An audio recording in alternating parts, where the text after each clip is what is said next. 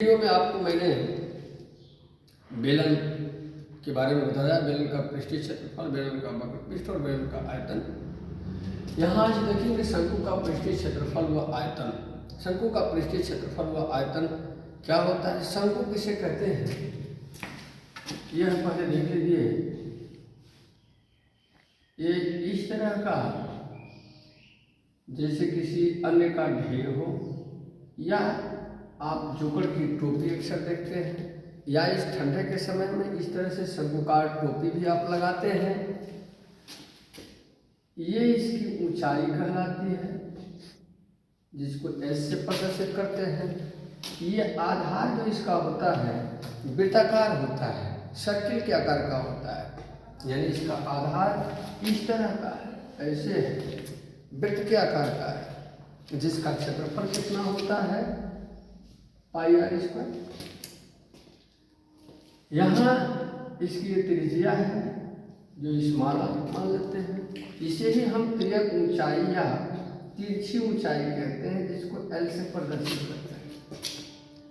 इसमें आप देख रहे होंगे यह इस शंकु की बिल्कुल अधिकतम ऊंचाई होती है, ये शंकु की बिल्कुल न्यूनतम ऊंचाई होती है। ये न्यूनतम ऊंचाई और इसके बाद ये आधार के त्रिज्या के बीच में 90 अंश का कोण बन रहा है, ये 90 डिग्री का एंगल बन रहा है, यानी एक समकोण त्रिभुज बन रहा है। तो समकोण त्रिभुज में आप पिछली कक्षा में पढ़े हैं पाइथागोरस प्रमेय, बोधायन पाइथागोरस प्रमेय। वो यही है कि किसी भी समकोण त्रिभुज में कर्ण पर का बना वर्ग शेष दो भुजाओं पर के बने वर्गों के योग के बराबर होता है, यानी इस समकोण के लिए यह कर्ण होगा, कर्ण पर का बना वर्ग शेष दो भुजाओं पर के बने वर्गों के योग के बराबर होता है। इसे ही हम बोधायन पाइथागोरस प्रमेय कहते हैं। या तिरछी ऊंचाई l बराबर √l square plus r square, यह शंकु की तिर्यक ऊंचाई हो गई। इसे हम शंकु की क्या कहते हैं, तिर्यक ऊंचाई कहते हैं। आगे देखेंगे शंकु का वक्र पृष्ठ बराबर क्या होता है, शंकु का पृष्ठीय क्षेत्रफल, शंकु का वक्र पृष्ठ, शंकु का वक्र पृष्ठ, शंकु का वक्र पृष्ठ बराबर पाई आर एल होता है, जहाँ एल जो है यह तिर्यक ऊंचाई है।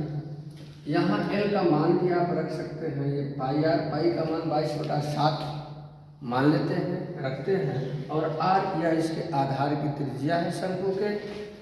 यहाँ एल की जगह पर आप यह भी लिख सकते हैं h square plus r square. इस प्रकार से यह क्या हो जाता है, शंकु का वक्र पृष्ठ। यदि शंकु का संपूर्ण पृष्ठ निकालना हो, यदि शंकु का संपूर्ण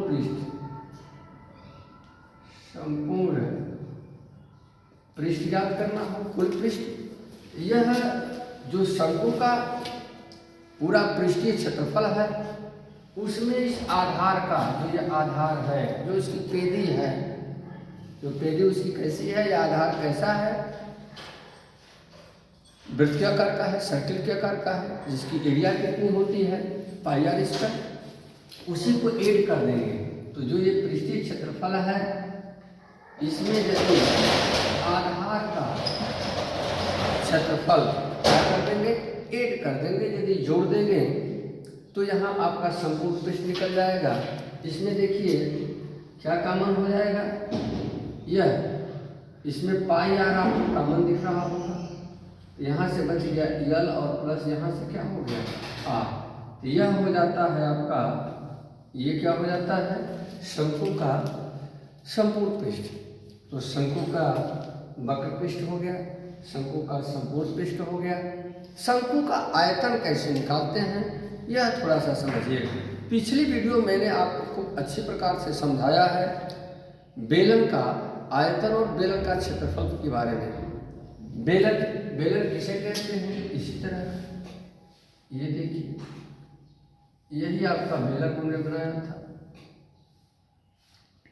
ये बेलन है, बेलन यानी कोई आकृति यदि ऊपर उसका आधार और नीचे का आधार यदि बराबर है, ऊपर आधार और नीचे का आधार बराबर है, तो उसके एक आधार और गुणते उसकी ऊंचाई यानी आधार का क्षेत्रफल गुणते ऊंचाई कर देते हैं, तो उसका आयतन निकल जाता है। तो आपने ये चूंकि इसका आधार किस तरह का होता है, आधार किस तरह का होता है, ये मत समझिए कि मैं बेलन पढ़ा रहा हूँ। हाँ, उससे रिलेटेड आपको अभी मैं दिखा दे रहा हूँ कि आयतन कैसे निकालते हैं। तो इसका आधार का क्षेत्रफल कितना होता था मैंने बताया, पाई आर स्क्वायर, और इसकी ऊंचाई कितनी थी, एच थी। तो इसका आयतन हमने बताया था आपको पाई आर स्क्वायर एच बताया। यहाँ देखिए इसके बिल्कुल मध्य बिंदु से यदि इसे आप मिला देते हैं ऐसे, इसके मध्य बिंदु से आपने इसे मिला दिया इस प्रकार से, देखिए आपको शंकु ये मिल गया है। यहाँ से जो पॉइंट है इसके मध्य बिंदु से इसको मिला दिया, यह क्या बन गया, शंकु बन गया। यह शंकु जो है इसको तीन भाग में देखिए डिवाइड कर रहा है। ये तीन भाग में यानी बेलन को कितने भाग में डिवाइड कर रहा है, तीन भाग में। यानी यह कहा जा सकता है कि यदि इसका आधार, ये आधार है यहाँ से, ये आधार जो आर हो गया, और यही इसकी ऊंचाई होगी, और यही तिरछी ऊंचाई या तिर्यक ऊंचाई क्या है, यल है। यदि इसमें हम यह ज्ञात करना चाहें आयतन, तो शंकु का आयतन बराबर, यहाँ देखेंगे शंकु का आयतन बराबर, यह शंकु इस पूरे बेलन के आयतन का कितना है, तिहाई होता है। यानी तीन, इसमें तीन भाग में ये बना हुआ है, ये तिहाई होता है।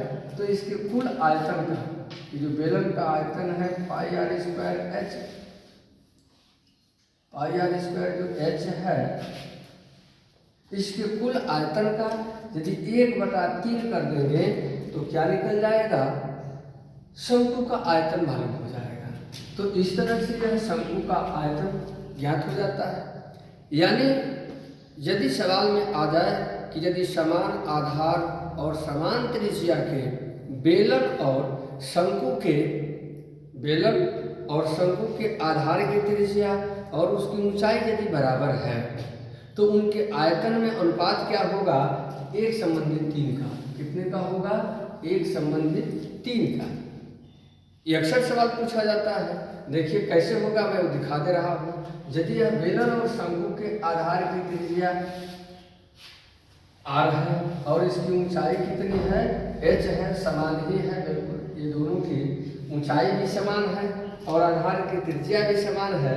तो यहाँ देखिए ये आपका हो गया बेलन और ये हो गया शंकु। बेलन का आयतन बराबर कितना होता है, पाई आर स्क्वायर एच।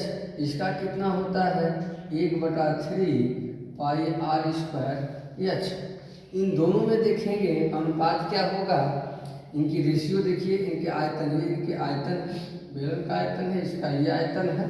यहाँ देखिए पाई से पाई दोनों में कट जाएगा, आर स्क्वायर से आर स्क्वायर कट जाएगा, इसका इधर तिरे गुणा कर देंगे तो 3 संबंधित क्या हो जाएगा, 1। यानी इन दोनों के बीच में बेलन के आयतन और शंकु के आयतन में अनुपात 3 संबंधित 1 होता है यदि इन दोनों के आधार की त्रिज्या और इनकी ऊंचाई बराबर हो। समझ में आया? यदि नहीं समझ में आया तो आप कमेंट में जरूर लिखें। यह हो गया। पुनः इसके बाद अब इस पर एक सवाल ले लेते हैं। स्क्रीनशॉट ले लेंगे और अपने कॉपी पर नोट कर लेंगे। इससे संबंधित हम एक सवाल ले लेते हैं। अब थोड़ा सा एक सवाल देख लेंगे। आपकी एक्सरसाइज नंबर जो है NCERT की बुक में 13 है, प्रश्नावली 13.3 का हम 7वां सवाल ले लेते हैं। कह रहा है कि एक जोकर की टोपी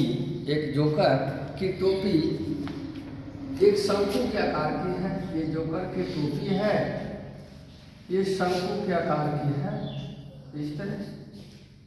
इसकी ऊंचाई हो गई, ये तिरछी ऊंचाई हो गई, ये यहाँ से पार हो गया। यहाँ देखिए इसके आधार की त्रिज्या यानी यह दिया गया है r बराबर आपका 7 सेंटीमीटर, ऊंचाई h बराबर 24 सेंटीमीटर। कह रहा है कि इस प्रकार से 10 टोपियों को बनाने में आवश्यक गत्ते का क्षेत्रफल क्या होगा। इस प्रकार से 10 यानी ये एक टोपी है। टोपी आपको भी मैंने कहा कि टोपी शंकुकार होती है, या आप किसी अन्य के ढेर को इस तरह से चारों तरफ से यदि चढ़ा दें, या बालू की रेत को भी चढ़ा करके इस तरह से शंकु बनाया जा सकता है। अब यहाँ देखेंगे या गुंबज भी आप देखे होंगे, जो मंदिर का ऊपर वाला जो गुंबज होता है वो भी शंकु के आकार का होता है। तो इस तरह की इस 10 टोपियों को कह रहा है कि तो एक टोपी का पहले आवश्यक पृष्ठीय क्षेत्रफल निकालना कि कितना होगा, तब इसके बाद 10 का निकल जाएगा। यहाँ सबसे पहले देखेंगे, तेजी के साथ इसका निकालेंगे। यल बराबर √h² प्लस r²। यहाँ देखिए 24 का वर्ग प्लस ये 7 का वर्ग। यहाँ l बराबर 24 का वर्ग करेंगे, इन दोनों का ये कितना हो जाएगा 625 आएगा, करके देख लीजिएगा। ये कितना हो जाएगा 25 सेंटीमीटर, यानी यल का मान जो आ गया यह 25 सेंटीमीटर हो गया। अब यहाँ एक टोपी का पृष्ठीय क्षेत्रफल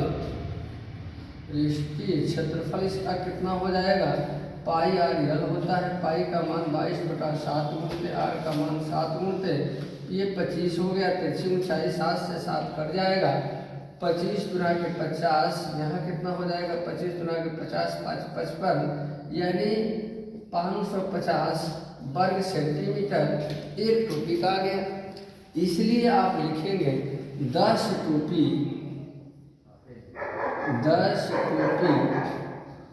को बनाने के लिए आवश्यक गत्ते का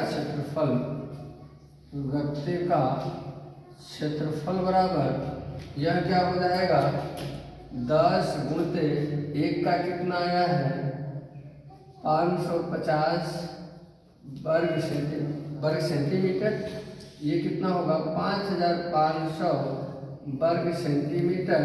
यही आपका आंसर हो जाएगा। यानी इस तरह से इसे आप लगा सकते हैं। यह आपका प्रश्नावली 13.3 का 7वां सवाल था। यदि आगे और वीडियो को देखने के लिए आप लाइक करें, सब्सक्राइब करें। धन्यवाद।